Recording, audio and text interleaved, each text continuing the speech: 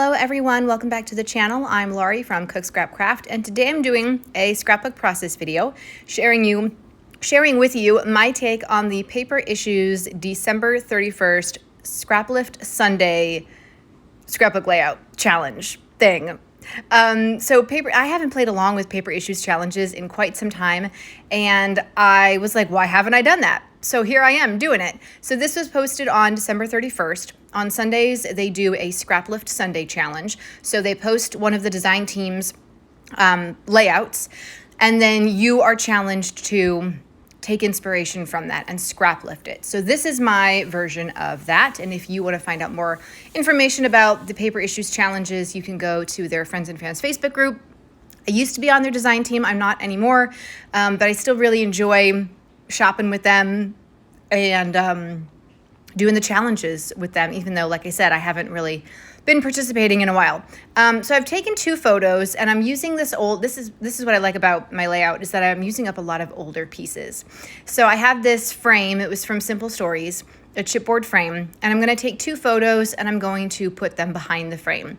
I think I stuck the frame down on top of the photos first using glue dots, and then I just cut away the excess pieces of the photos. That way I didn't have to try to do any measuring of the photos, and then because sometimes I feel like I measure them and then I stick them behind the frame and they're still not the right size, or I cut too small.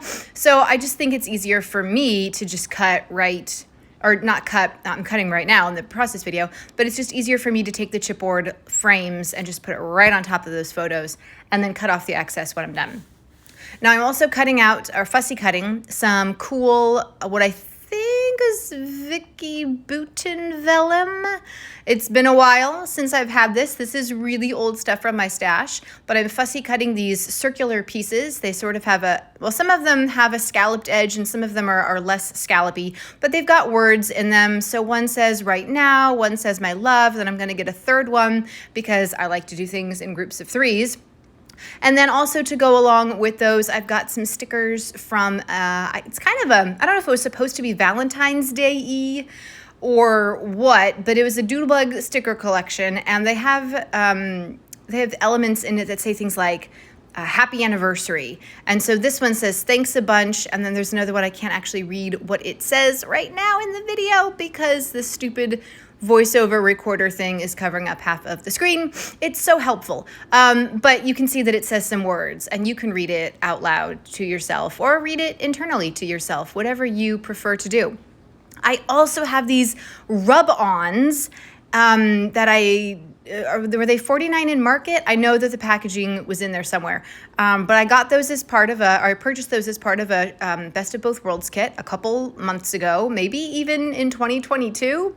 Like seriously, I've had this bag of like random scraps where I tried to put things together to sort of make it a kit, and I just kind of now uncovered it on my desk. So I'm like, ooh, these elements would actually be kind of perfect with these two photos, right? So I'm just placing everything right now. I've basically got, two clusters around the photos, and then I'm doing one at the very bottom. I'm just trying to make things kind of equal and have all elements represented in all embellishment cluster sections. But I'm not gonna stop here because the original Scrap Lift Sunday layout did have banner strips behind the photos. And I was like, all right, I have some patterned paper from this scrap bag that I can use for that. So stay tuned because those banners are coming.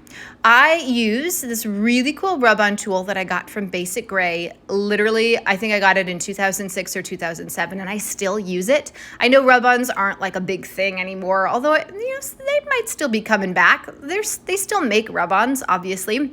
And I like this one because it's just it's very distressed. And so it's got these just little pieces and sort of like yellows and bronzy colors. And it sort of looks like there's some writing in it. It's almost like you're adding, you could use the whole thing and make your own mixed media background with it. I really like those, the rub-ons that Shamel picked and basically told me to purchase. So I'm just sticking those all down, using that tool to kind of rub them down. They transfer very easily, which I like. That's not always the case with some rub-ons. It's almost like doing a temporary tattoo. That's what it reminds me of, only without water. But yeah, So there it goes. Ooh, peeling it up, nice and satisfying. So the original Scrap Lift Sunday, I don't think it had frames around the photos, but it did have 2 photos. And I just used the frames because, like I said, I felt like it went really well with all of the pieces that were in this scrap kit, as well as the photos. These are actually photos of my daughter in kindergarten. They had a wedding of Q and U. Isn't that cute? And they were encouraged to dress up for the wedding at school that day.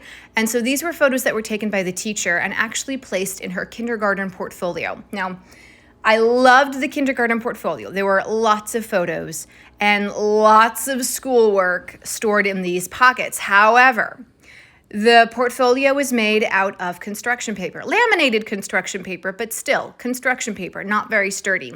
And then it was secured with D-ring clips, binder clips, if you will. And for the last 2 years, I have kept this portfolio in my daughter's big, I guess I call it keepsake bin, where I put large pieces of artwork that she's done. I think there's like a painting in there, some of her baby dresses, like special occasion dresses or things that mean something that I wouldn't want to just give away to Goodwill. So this has been in there, but it's kind of like falling apart and stuff's always fallen out of it. So I said, you know what? I'm a scrapbooker, and seeing all of these photos just like glued onto some construction paper is like driving me nuts. So I just went through and I took off all of those photos so that I can make scrapbook layouts with them. And I'm going to put those in my daughter's school days scrapbook album that is already in progress.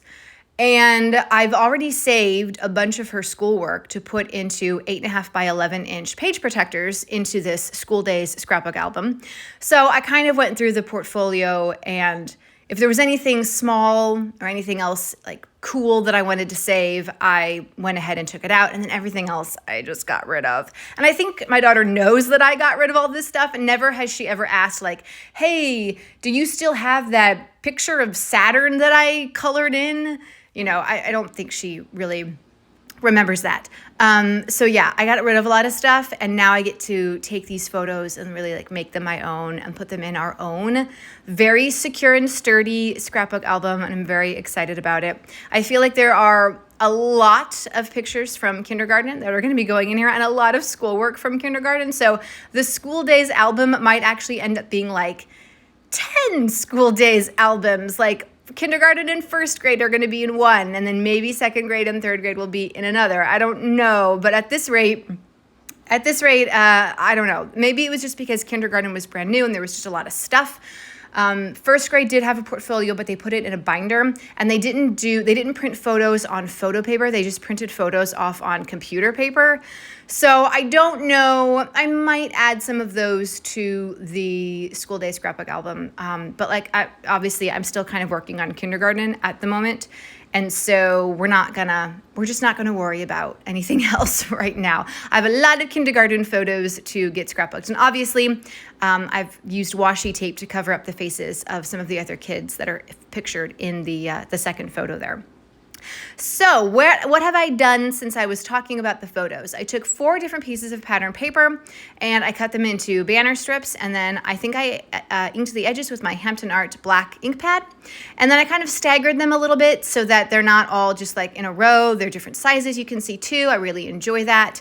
And I've got all my embellishments stuck down. I added some paper stickers from Simple Stories. They are flowers, and I like the way that works. And right now I'm trying to figure out what should the title be. I had that American Crafts Foam Congrats piece that I thought could have been good. You know, you're saying like congratulations to Q and U.